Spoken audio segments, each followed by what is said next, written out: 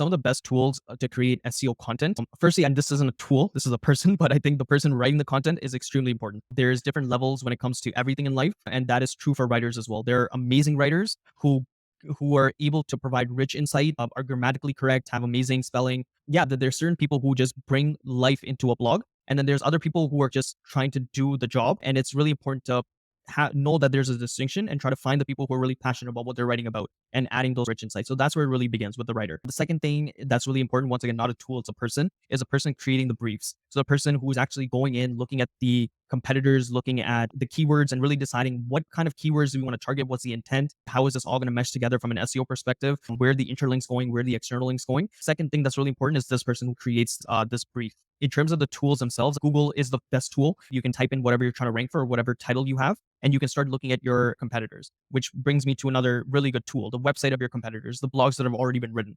Going through them, really understanding what they wrote about, really trying to understand why they're ranking in the first positions. It's because of the content. It's because of the content within the article. They're obviously addressing the pain point, addressing the need to the best of their abilities, and really understanding what they're doing. That's another really good tool, the website of your competitors. Apart from that, looking at your own search console, that could provide some ideas. Maybe looking at previous search history in your search console, really understanding what keywords that you want to rank for or that you are already ranking for. Maybe you can start integrating them within this new blog. Apart from that, you have Ahrefs and SEMrush. Once you have your competitive set or your list of blogs that you really want to go after, you have Ahrefs and SEMrush to bring out what keywords they're ranking for. So those are really good tools. And then second, lastly, I would say are tools like Surfer, SEO, Pop. These are all really good tools to help your writer really understand what keywords they need to use, how many times they need to use them. And it really takes the thinking out of the SEO side of writing because the writers don't want to do this. They don't want to estimate as to how many times they need to use the target keyword. Whereas Phrase and Surfer SEO, they do that for you.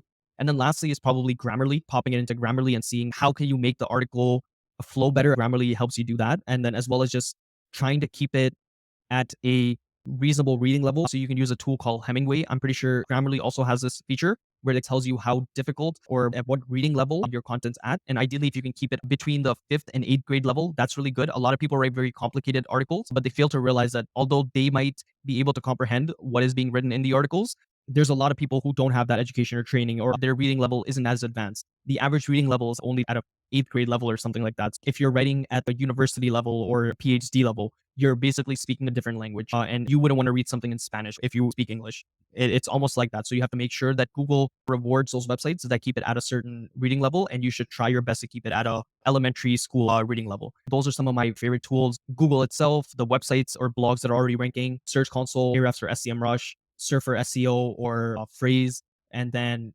editing tools like Hemingway and Grammarly.